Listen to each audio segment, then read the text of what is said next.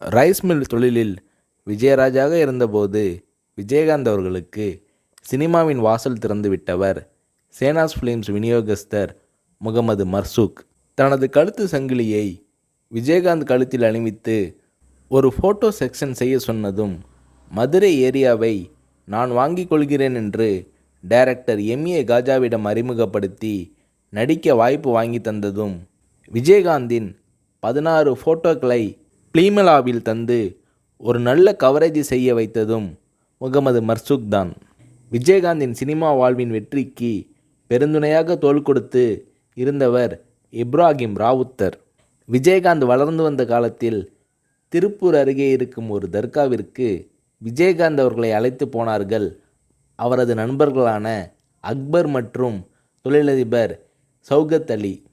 கண்ணனூரில் உள்ள அந்த தர்காவில் விஜயகாந்த் அவர்கள் 50 ரூபாய் காணிக்கை செலுத்தினார். அப்போது விஜயகாந்த் அவர்களுக்காக பிரார்த்தனை செய்த முஸ்லிம் பெரியவர், இந்த தம்பி பெரிய நடிகராக பேரும் புகழும் பெற வேண்டும் என்று வேண்டிக் கொண்டார்.